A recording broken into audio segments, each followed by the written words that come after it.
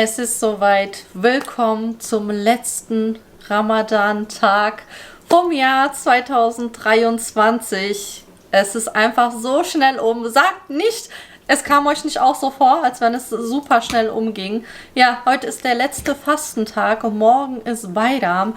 Eid, der Ramadan-Feiertag. Und ja, ich bin eigentlich super spät dran. Ich wollte eigentlich heute den ganzen Tag schön die Zeit nutzen, um viele Sachen für morgen vorzubereiten. Aber ihr seid schuld. Nein, Spaß. Aber ich habe auch in dem Video die ganze Zeit noch gesessen und das fertig geschnitten, das gerade hochladet. Ja, deswegen fange ich jetzt super spät an. Ich habe nicht viel Zeit. Ich bereite jetzt ein paar Sachen vor, aber ich habe es extra schon so geplant letzte Woche, dass wir heute draußen essen werden, in einem Lokal. Das ist halt eben super praktisch. So kann ich eben die Zeit nutzen, ein paar Sachen vorzubereiten. Wenn wir wiederkommen, geht es aber dann wahrscheinlich weiter. Ich hatte mir so eine Riesenliste hier gemacht, was ich alles machen will. Eine Sache habe ich jetzt aber verzichtet. Also ich mache meinen Nudelsalat, ich mache Poğaça, so diese weichen, kleinen Börek-Brötchen oder wie auch immer mit Feta-Käse gefüllt. Dann machen wir mit Medium eine Torte. Ich habe nämlich letztes Jahr eine Torte bestellt. Ich zeige euch hier mal ein Foto. Ich habe dafür 70 Euro, war das? Ich glaube ja, 70 Euro dafür bezahlt und die war echt nicht so besonders. Und wir haben uns die so angeguckt und Medium dachten, das hätten wir doch selber machen können. Medium, das kannst du selber machen können. Deswegen machen wir die dieses Jahr selber. Ich habe Fondant geholt. Genau, Fondant habe ich nämlich gefunden, dass wir vielleicht auch so einen Halbmond oder sowas ausschneiden. Mal schauen, ich bin gespannt. Also wir experimentieren da einfach. Ich habe so ein Rezept von Tortenböden. Ich denke, wir machen auch so eine sahnige Creme mit Mascarpone wahrscheinlich und Erdbeeren. Also wir schauen. Ihr werdet sehen, was da am Ende dabei rauskommt. Dann wollte ich Baklava machen, aber ich schaffe es einfach nicht. Mensch, inshallah nächstes Jahr. Eigentlich wollte ich mal Baklava machen, aber gut, dann eben nicht. Aber mein Mann hat mir schon gesagt, dass sein Freund ihn angerufen hat, er soll bloß kein Baklava kaufen, weil der hat sehr, sehr viel bestellt, sehr gutes Baklava. Das heißt, das wird dann bei uns auch landen. Dann machen wir gefüllte Datteln. Und wenn wir schon Schokolade schmelzen, machen wir auch gleich wieder die Schoko-Erdbeeren. Die sehen halt optisch einfach auch so schön aus, wenn das auf dem Tisch liegt. Ich habe auch extra Ruby-Schokolade bestellt, damit wir so mehr Farben machen können. Und Kekse wollten wir machen. Wir hatten ja diese Ausstecher gekauft, falls ihr die Videos gesehen habt. Deswegen die Kekse.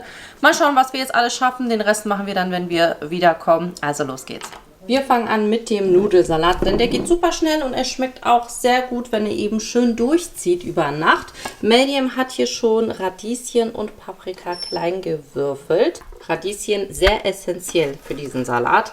Vor allem, das ist ein Nudelsalat, aber der ist ein bisschen angehaucht, diese polnische Art, wie so ein halt Gemüsesalat nennt sich der ja.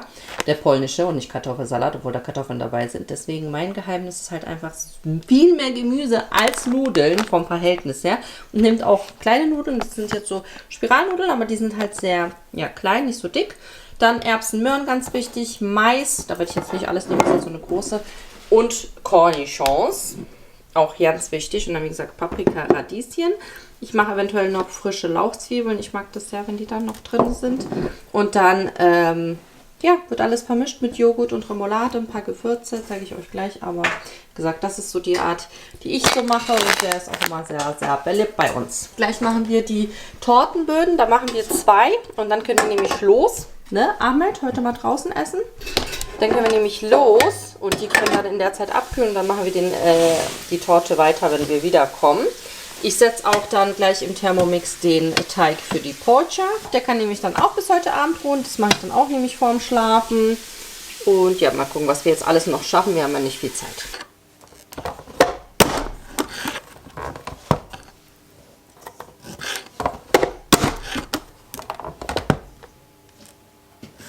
Ich glaube, ich mache doch den ganzen Mais. So viel ist das gar nicht.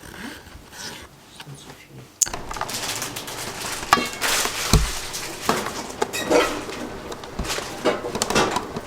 So, hier ist alles vorbereitet. Ich habe die Nudeln auch kalt abgeschreckt, damit die nicht zusammenkleben. Die mache ich jetzt auch hier rein. Und jetzt würde ich das Ganze würzen, aber ich lasse das jetzt stehen und mache das, wenn ich wieder da bin und mein Fasten gebrochen habe, weil dann kann ich den abschmecken. Ich meine, ich habe es letzte Mal auch gemacht für die Kinder, für die Moschee. Da habe ich es auch nicht abgeschmeckt, hat gut geschmeckt. Aber ich mache es einfach später, dann kann ich es abschmecken und dann kommt es über Nacht in den Kühlschrank und gut ist. Also, da machen wir später weiter. Wir bereiten jetzt einmal die Tortenböden vor, weil die können dann in der Zeit, wo wir weg sind, schön abkühlen. Wir machen jetzt 2. Ich habe hier solche 20 cm Formen. Die sind jetzt von Ikea. Die habe ich mir extra gekauft, weil ich immer nur eigentlich einen großen Kuchen mache und eine große Form habe, aber nicht so klein. Und das wird dann also eine kleine, aber hohe Torte. Genau, das ist so mein uraltes Tortenböden-Rezept, so mit Eier, einfach nur Zucker. Und dann kommt da so ein bisschen heißes Wasser rein und wird so richtig lange cremig geschlagen und dann nur noch etwas Mehl und Backpulver. Und das backt auch nicht lange und wir verdoppeln jetzt das Rezept und machen eben 2 Tortenböden dafür. Wichtig ist jetzt die Eier richtig schön lange aufschlagen mit dem Zucker und dann kommt so ein bisschen dieses heißes Wasser dazu. Das Backpulver mache ich auch schon. Und reingreifen.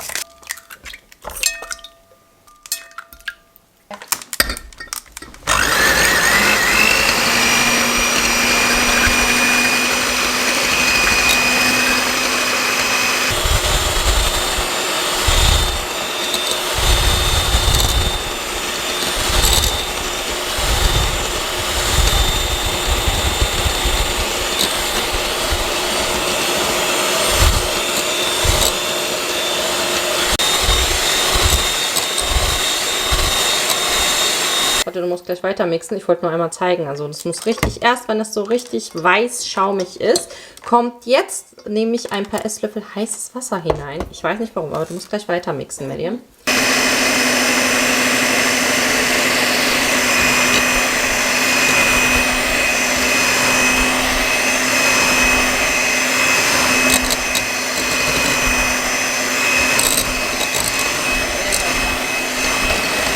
So, jetzt können wir das Mehl, ich habe das Backpulver auch schon dazu gegeben, einmal durchsieben. Und dann machst du jetzt jetzt nicht mehr so viel rühren. Das ist jetzt wichtig, dass wir jetzt das nur noch kurz unterrühren, nicht zu lange. Soll ich dann lieber rausholen, den Mixer? Nee, kannst jetzt einmal mixen.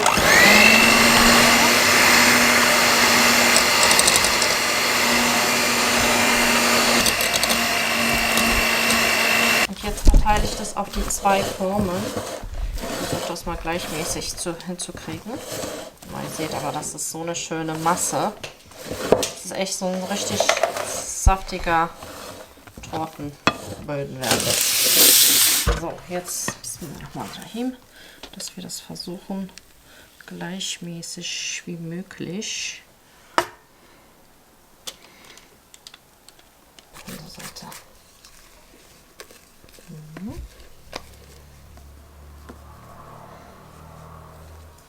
Okay, jetzt ab in den Backofen, der ist schon vorgeheizt.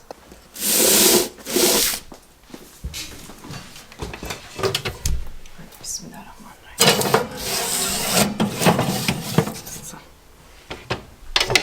Der Hefeteig für die Poached ist jetzt auch fertig. Den decke ich ab. Der kann dann nämlich auch bis heute späten Abend oder Nacht, kommt drauf an, wann wir wieder da sind, schön in Ruhe aufgehen.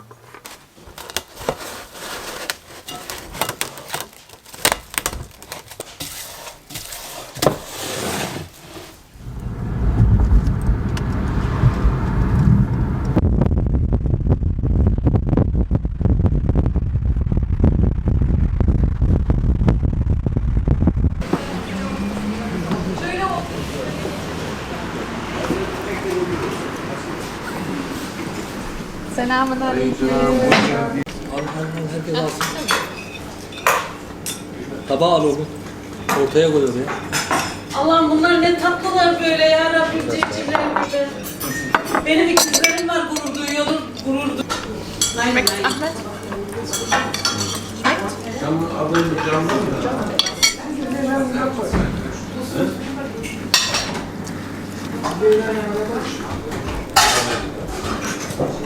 Delicious.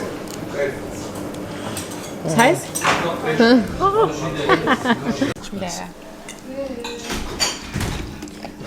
Jetzt weggucken.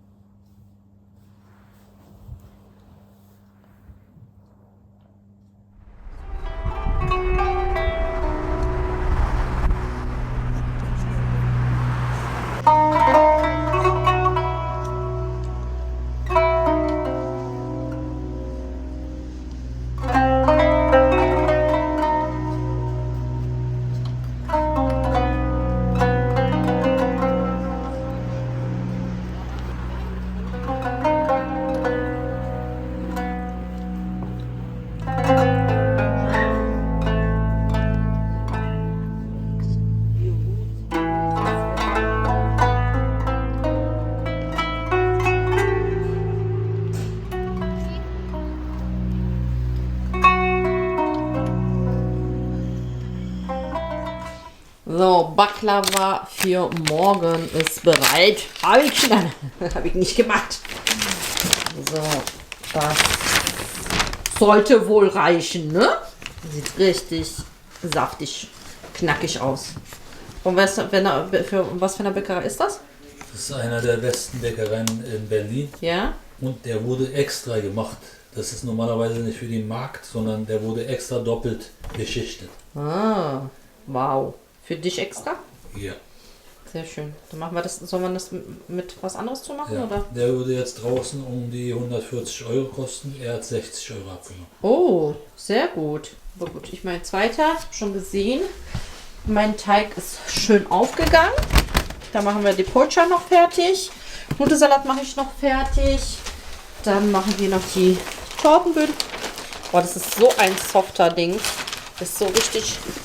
Guck mal, wie das sich hier auch noch zusammengezogen ist. Das ist richtig wie so ein Sponge Cake. Ich mache jetzt hier einmal den Nudelsalat fertig. Ich rühre das erstmal so ohne den Joghurt und die Remoulade durch. Und würze das auch so, dann verteilt sich alles auch besser. Also wie ihr seht, das ist viel mehr Gemüse als Nudeln. Das ist so eigentlich das Geheimnis an diesem Salat. So, jetzt salzen wir. Pfeffer kommt gleich. Ein bisschen Knoblauch. Ich mag das, wenn das so ein bisschen knoblauchig schmeckt. Ihr könnt auch frischen machen. Ich mache jetzt hier den trockenen rein. Pfeffer.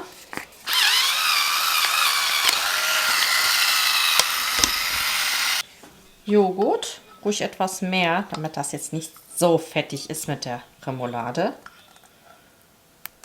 Die Nudeln ziehen auch noch mal ein bisschen durch, dann wird das alles noch mal ein bisschen fester, deswegen ruhig etwas mehr.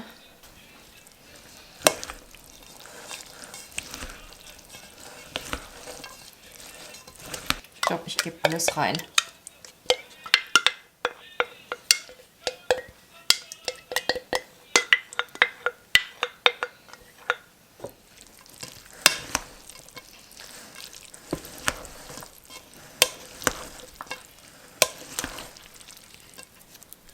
Remoulade.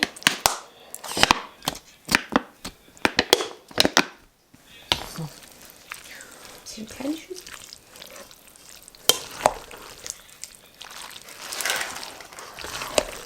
So, habe jetzt alles schön verrührt. Fertig. Achso, ich habe übrigens keine Lauchzwiebeln reingemacht. Mache ich eigentlich sehr gerne, aber ich habe es jetzt diesmal weggelassen. Das mag ja auch nicht jeder, wenn das so zwiebelig schmeckt. Und das schmeckt halt auch nochmal wirklich besonders gut, wenn ihr das jetzt über Nacht im Kühlschrank ziehen lässt. Da zieht auch nochmal die Soße nochmal an. Und die Gewürze ziehen nochmal durch und schmeckt dann halt auch wirklich nochmal lecker.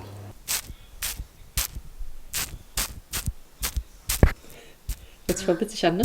Ja.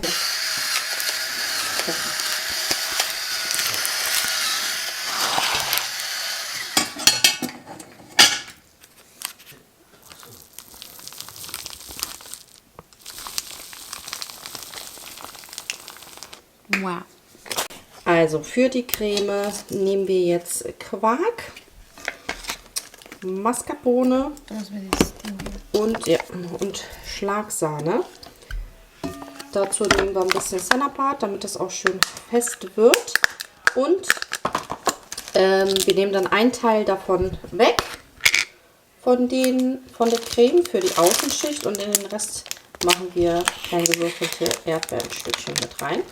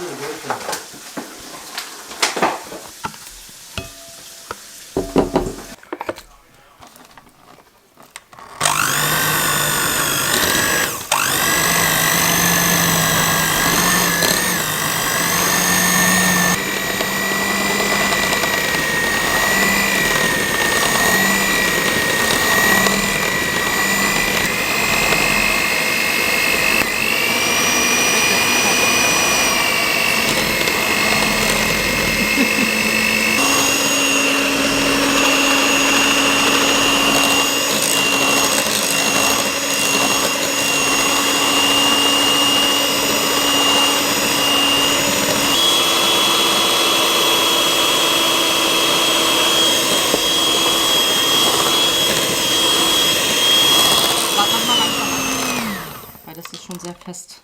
Oh. Ja, machen wir ein bisschen langsamer. Ah, ist Butter geworden? Nee. So. Und dann kannst du den ersten Boden reinlegen und dann ist es eng.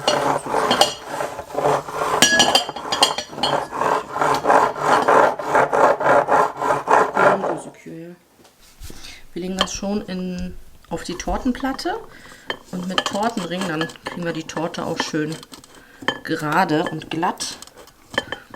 So. Mach ruhig, dass es eng ist. Mach mehr.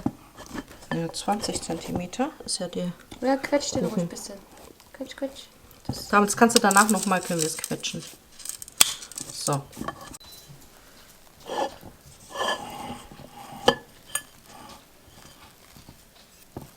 Schon ein bisschen mehr.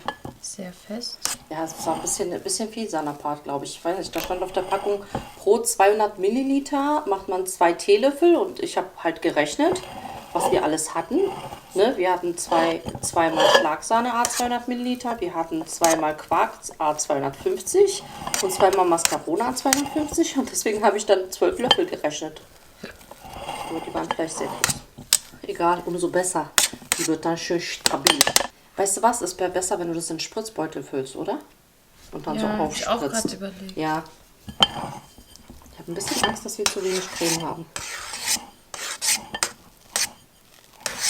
Ja, wir schauen mal. Ja, ne?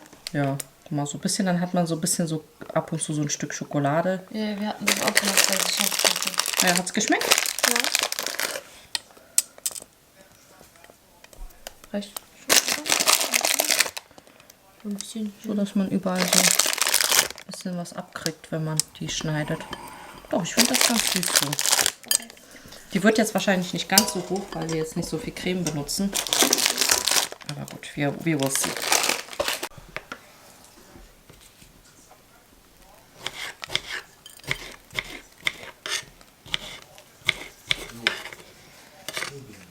Wenn was ist, dann machen wir noch mal neue Creme für außen, wenn es jetzt nicht reicht.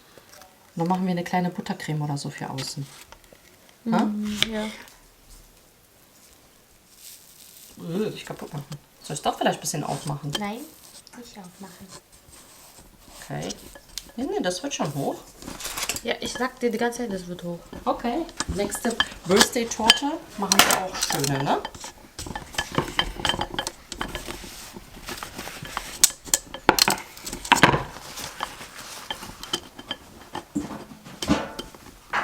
Das ist nicht der Boden. Das ist der Boden. Ja, siehst du, mit Spritzbeutel geht besser, ne? Ja, klar. Wir haben doch alles hier. Muss man nutzen, die Technik. Und so saftig.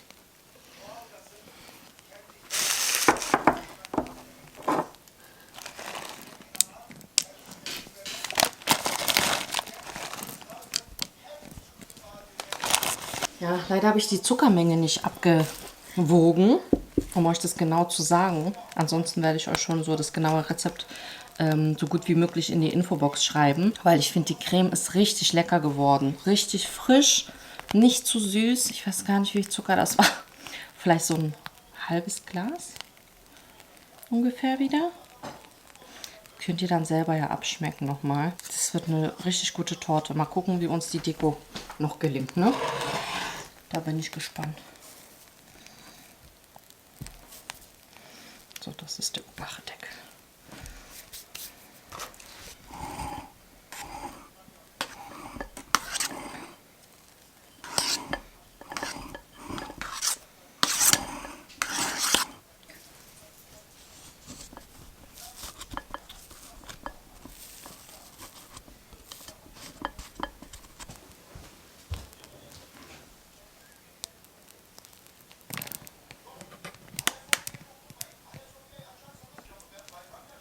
Aber warum machst du es jetzt ab?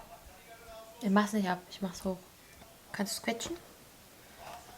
Quetsch, quetsch, quetsch. Ja, aber nicht, dass es dann unten quält.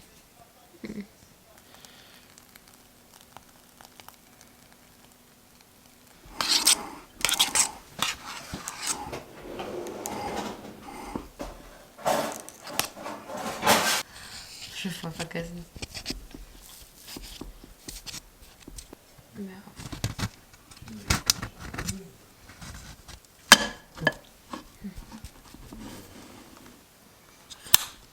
Oh, die ist doch super hoch.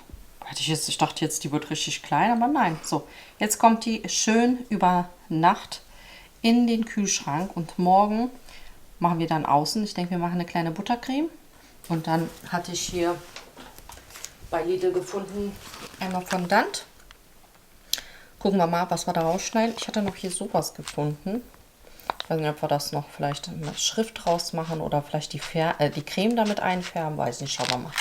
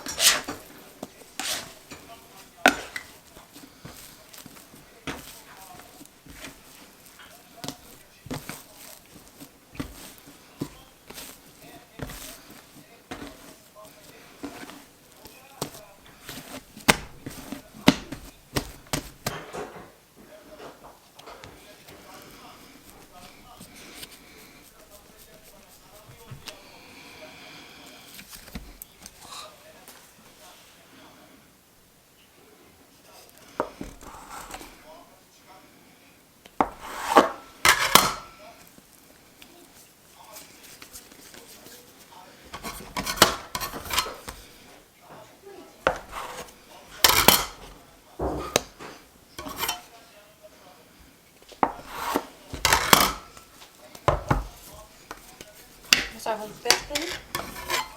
Ja, und Petersilie. Oder wollen wir ohne Petersilie machen? Manche machen ja auch ohne Petersilie.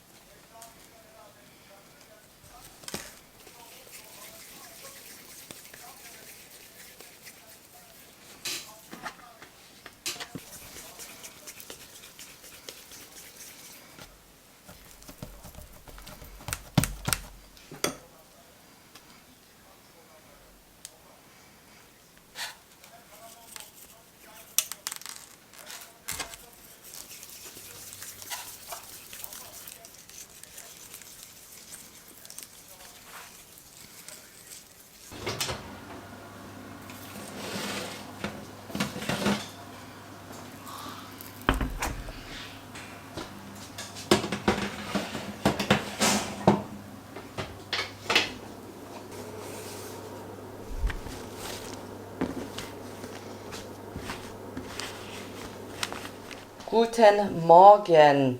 Das fühlt sich nach Ramadan am ersten Tag immer ganz komisch an, wenn du plötzlich morgens wieder deinen Kaffee oder beziehungsweise in meinem Fall der Matcha Latte wieder trinken kannst. Ja, das verstehen nur diejenigen, die im Monat Ramadan fasten und dann ja morgens mal wieder Kaffee oder Matcha trinken. Und wie geht's auch weiter? Man hat hier schon die Kuvertüren gebracht, hier Ruby-Schokolade, hier sind Pistazien, Erdbeeren, wir machen nämlich Schoko-Erdbeeren. Das sieht einfach schön aus. Ich weiß, es ist keine Erdbeerzeit, wir müssen warten, bis wir unsere eigenen Erdbeeren dann wieder ernten aus dem Garten. Aber, ja, was soll man machen? Im Keller gebügelt. Kannst du ihn dann meine.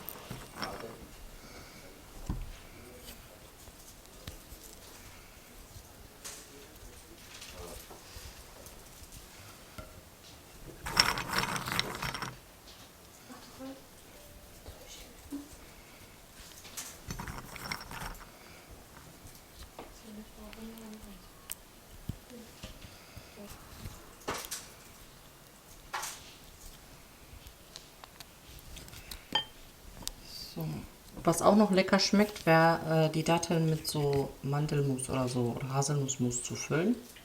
Aber ich lasse die jetzt so mit Nüssen, weil ich finde das so richtig lecker. Dann ist es nämlich auch nicht zu süß. So, mit den Pistazien mal schon ein bisschen voller.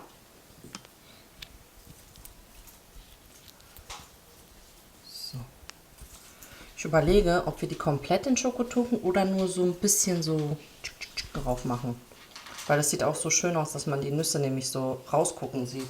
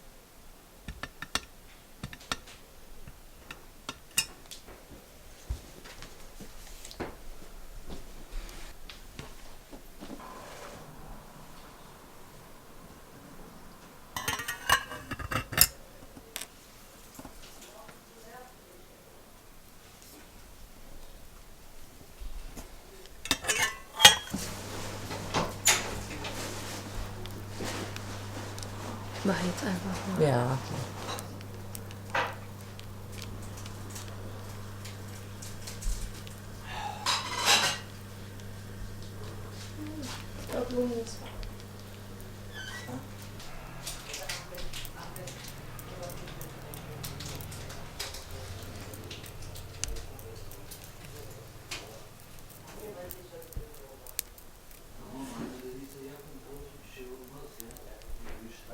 So praktisch, dass mein Mann einfach alles hat. Ich finde dieses Gerät so praktisch. Zum Beispiel, die Jungs haben ein paar Gürtel von ihrem Vater bekommen, aber natürlich sind die ein bisschen zu groß. Oder auch wenn ich manchmal den Mädels meine Gürtel gegeben habe. Und so ist das echt praktisch. Warte, warum hängt das jetzt hier fest? Ja, der ist dick. Und zack, neues Loch. So, dann gucken, wie viel ich machen muss. Du auch, Ahmed? Bei dir? Zwei? Dann mache ich. Mache ich sofort mit dem Gerät. Das ist voll cool. Ach, das Spaß. Ah, jetzt hat er durchgestanzt. Besser. Jetzt kann ich so ein bisschen durchpieksen. Genau. So. Und zack. New Loch. Das ist ja cool, weil es nicht so alles für Erfindungen gibt, ne?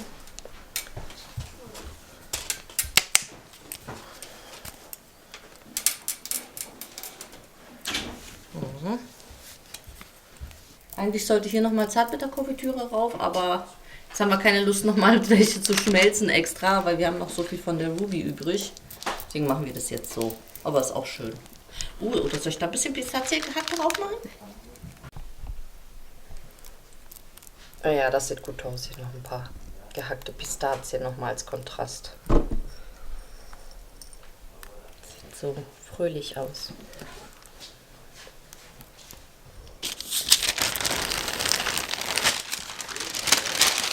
So, wo ist das Backblech? Okay, ich versuche jetzt mal so, dass wir nicht so viel Überschuss haben. Das meinte ich, also du kannst es so erstmal so lassen. Ja, ja. Das habe ich gemeint. Das muss doch gebügelt werden, oder? Ja, ein bisschen bügeln. Und hier.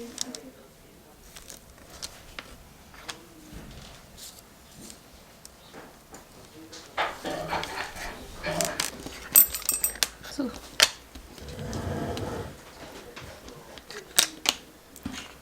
So, was fehlt noch? Wir sind manchmal auch so nicht die intelligentesten. Ich zeige euch mal, falls ihr so genauso struggelt wie wir. Weil es ist super warm und der Teig ist jetzt richtig weich.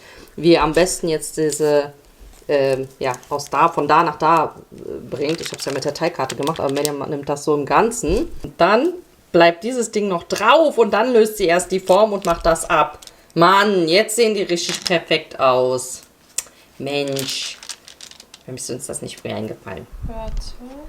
So, einfach das dran lassen. Ja, das ist das.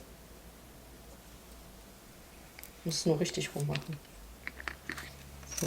Und dann erst das abmachen und dann das abmachen. Manometer! Also, falls ihr nachmacht, jetzt werdet ihr nicht so strugglen wie wir. Inshallah.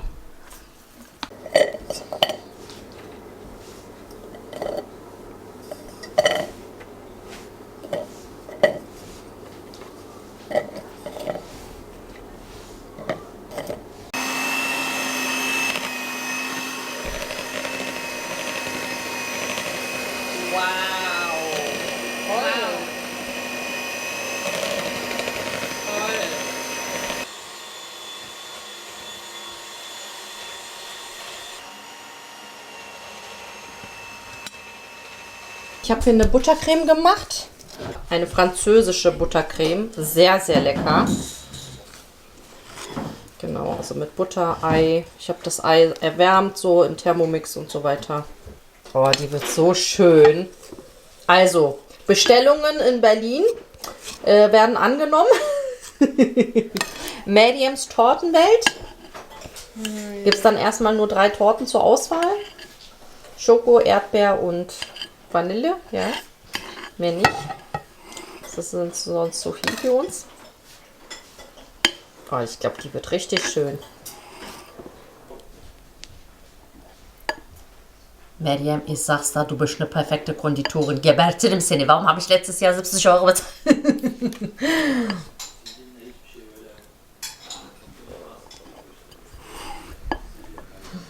Oh, das sieht so schön aus. Und das Grün ist auch voll schön.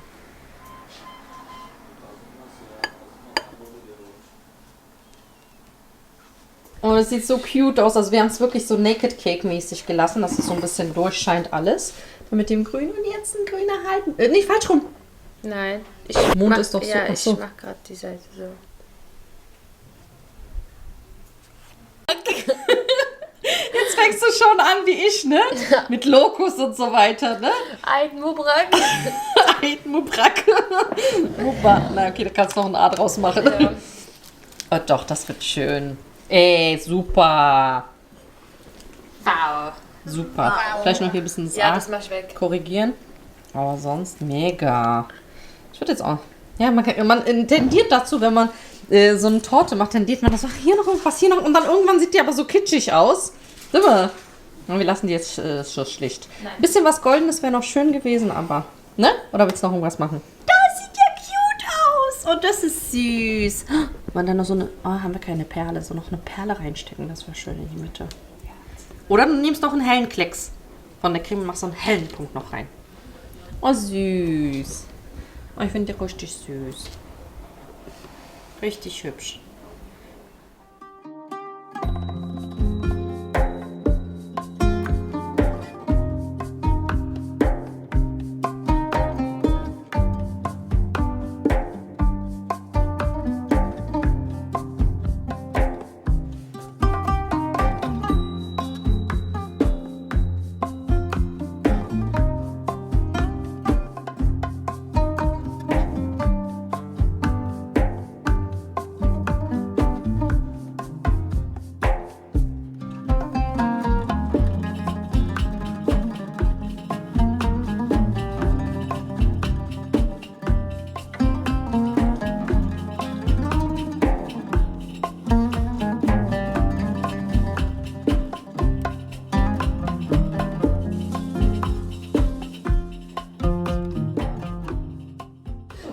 Schönen guten Tag, herzlich willkommen. Ja, meine lieben Kinder, Ramadan 2023, der Fastenmonat Ramadan hat geendet. Herzlichen Glückwunsch an euch, nochmal an alle Kleinen, außer Maria, die dieses Jahr das erste Mal komplett den ganzen Monat durchgefastet haben. Ihr habt das wirklich so toll gemacht. Wirklich, ihr habt das so super gemacht. Sind richtig stolz auf euch, dass ihr das so schön durchgezogen habt. Immer schön aufs Sahur aufgestanden seid. Habt ihr richtig toll gemacht. Es war wirklich ein noch schönerer Monat, noch segenreicher als die Jahre davor. Allah razı olsun. Allah razı olsun. Dankeschön.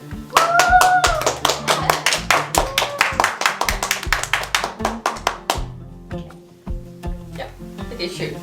Wir können starten. Bayram mübarek olsun. Teşekkür ederim kızım. Senin de bayram mübarek olsun. Hier, warte mal. Heute gibt es so eine kleine Sache. Bayram mübarek olsun. Bayram başlıyor.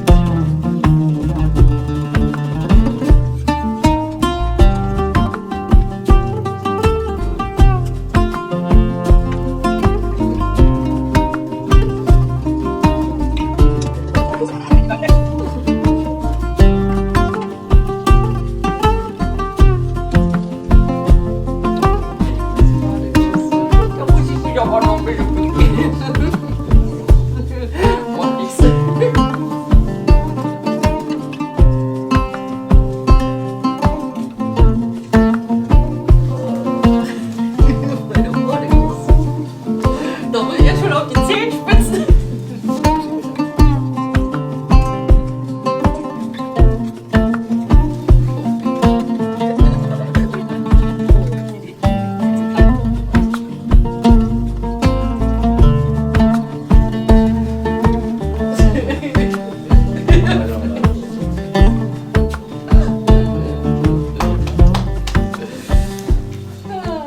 Ja, meine Lieben, ich wünsche all meinen muslimischen Zuschauern unter euch ein gesegnetes Ramadan-Fest. Eid Mubarak, Ramadan Bayramınız Mubarak olsun. Ich hoffe, ihr hattet einen schönen Tag.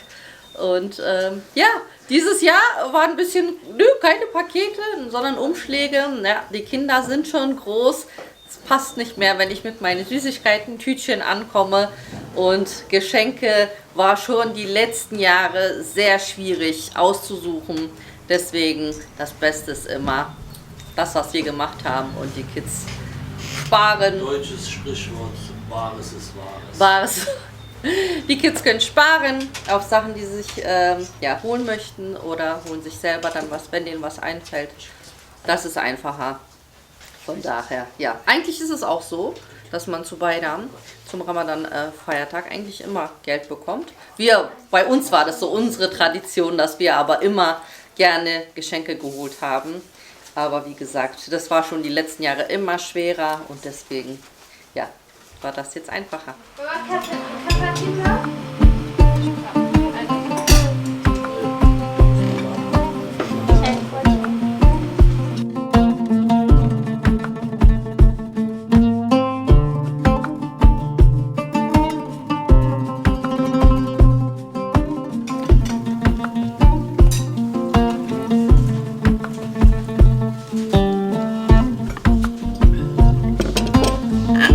Hast du nichts genommen, Heber?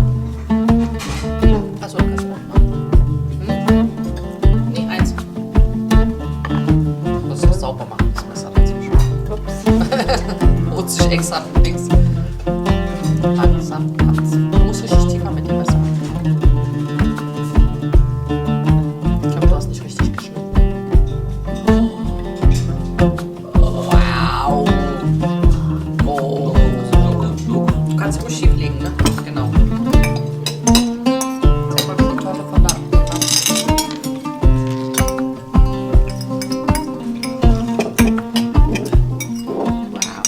Also, ich will jetzt nicht angeben, weil wir die Torte selbst gemacht haben, aber die ist wirklich bombastisch geworden. Also die Füllung innen ist sehr leicht, da haben wir auch nicht viel Zucker reingemacht. Super frisch mit den Erdbeeren und dann auch noch mit den Schokodrops da drin. Wirklich so lecker und dann außen eben Buttercreme, auch nur ganz dünn. Wie man sieht, so ist es auch nicht schwer. Die ist wirklich lecker. Vor allem auch der Tortenboden. Ich schreibe euch das Rezept, soweit ich noch kann, in die Infobox. Ja, ich weiß nur nicht, wie viel Zucker ich reingemacht habe. Da schaue ich mal ungefähr. Ihr könnt dann selber das abschmecken und einschätzen. Ansonsten, ja, ist das wirklich super geworden. Ich bin richtig, richtig happy. So, wieder zu Hause. Wir waren beim Besuch, da habe ich natürlich nicht gefilmt. Das macht man so beim Ramadan, dass man dann so Familie und so weiter besuchen geht. Und ich habe von meiner Schwägerin bzw. von meinem Schwager, die Frau. Im Türkischen gibt es immer für alles eine gute Bezeichnung. Da hast du zum Beispiel Oma, da hast du nicht, im Deutschen hast du ja Oma, im Polnischen hast du auch nur Babcia. Aber im Türkischen ist es so gut, weil du weißt von welcher Seite. Du hast entweder Anne, also Mutters Mutter, oder Baba Anne, Vaters Mutter. Und genauso hast du das bei Tante, Onkel, dann hast du das genauso wie deine Schwägerin. Also meine Schwägerin ist die Schwester von meinem Mann. Und dann gibt es von meinem Schwager die Frau. Da gibt es nicht so eine extra Bezeichnung, sondern es ist dann Schwagersfrau. Aber im Türkischen gibt es halt dieses Görümce und Elti. Ja, auf jeden Fall hat mir meine Elti, ich habe das bei ihr gesehen, wir waren kurz im Keller und dann stand es da und dann meinte ich, brauchst du das noch? Ich so, wenn du die Kanne nicht brauchst, dann gib sie mir. Hat sie mir geschenkt. Schönes Ramadan-Geschenk. Hier unten ist die Emaille. Ja, ich liebe ja, ihr seht ja das Muster, ne? Das ist ja wie meine anderen Töpfe mit diesem Obst, dieses alte. Also das untere Teil ist Emaille und das ist aber Porzellan. Aber ich habe gemerkt, nämlich ich habe im Ramadan, gerade wenn Besuch kommt, macht man auch mal mehr Tee. Da hat mir noch eine Kanne gefehlt. Ich habe letztens auch nach einer gegoogelt und gesucht und war mir auch nicht sicher. Guckt, Nasib oldu. Jetzt habe ich eine schöne Kanne. Dankeschön, Kudretjenke, dafür. Du musst weiter Reklame machen. Wer 400 Hosen haben möchte, der soll sich bei meinem Neffen melden. Ja. Er hat mich angerufen und gesagt, Onkel, kannst du da was organisieren? Ja, der Neffe meines Mannes, der Ja. verkauft Jeanshosen und wir haben uns ganz viele... Nagelneue, 12 € das Stück. Ganz viele geschnappt. Ey, ich sag's euch nicht, ich habe aber letztens schon ein paar Hosen bestellt. Die Jungs, ihr seht das vielleicht, die sind so, nicht nur die Jungs, auch die Mädels, aber gerade so die Jungs hatten echt kaum noch Hosen, weil die so in die Länge geschossen sind. Das war jetzt auch praktisch. Haben wir uns ein paar Hosen für die ausgesucht. Vor allem ist es genauso praktisch, so wie die jetzt so gerade ihre Hosen tragen, also so richtig breit. Die sind ja eigentlich im Jogging-Modus, deswegen bin ich froh. Ich habe letztens nämlich 2 Jeanshosen bestellt und jetzt tragen sie die ganze Zeit, weil die so halt weit sind. Das gefällt denen, weil ansonsten sind die ja immer nur in ihrem Jogginghosen-Style. Ja, jetzt, wo ich die Hosen geholt habe, weil es euch gefällt. Die breiten an. Wer Interesse hat, der soll sich in Reinickendorf bei denen melden. Ja. Letztes ein Jahr oder so reicht. Ja, genau. Und dieser breite Stil ist der Tam, dieses 90s-Style. Das ist so meine Zeit. Mein Bruder hatte solche Hosen und ich habe die immer von ihm geklaut. Jetzt ist ja wieder alle trendy, ne? Alles, was zu meiner Zeit ist. 410 wieder Stück trendy. sind da. Und 10 € von mir als Geschenk, Rabatt. Rabatt. Mit dem Rabattcode Berliner Sechslinge bekommt ihr... Nee. So, also. Gut, jetzt wird ein bisschen hier noch aufgeräumt. Die Küche ist noch nicht aufgeräumt. Ich muss die Spülmaschine noch voll machen und dann ist der Tag heute zu Ende. Mal schauen, ob ich euch morgen nochmal mitnehme am Ramadan Tag 2. Mal kicken. Ich muss mich jetzt erstmal umziehen. Und dann war's das für heute, für den Ramadan Feiertag. Oh, ich sehe auch schon richtig fertig aus. Wir gehen jetzt doch noch mal raus und bin ich spontan auf die Idee gekommen, hier das zu machen. Ist das nicht süß? So als kleines Mitbringsel habe ich hier die Erdbeer, die Datteln, der Keks, ja, und Schokoladchen. Das packe ich jetzt noch mal in so ein durchsichtiges Papierchen noch mal so ein. Voll die schöne Geschenkidee. So, jetzt hat man nicht mehr so viel von dem.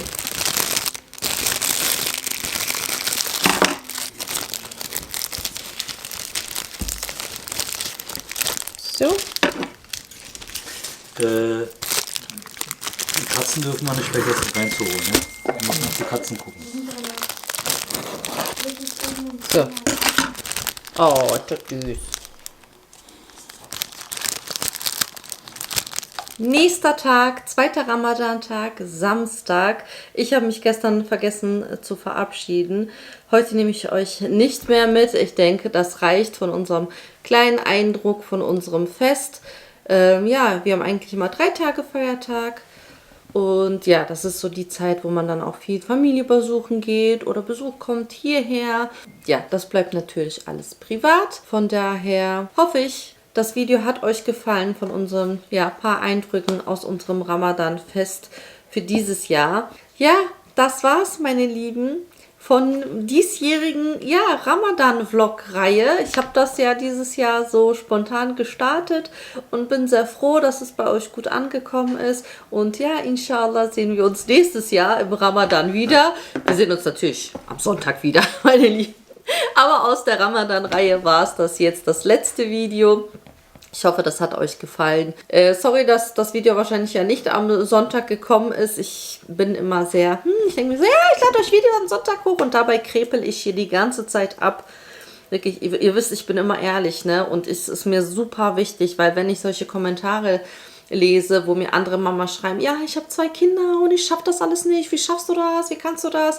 Meine Lieben, glaubt mir, ich mache mich manchmal kaputt, da bin ich ehrlich.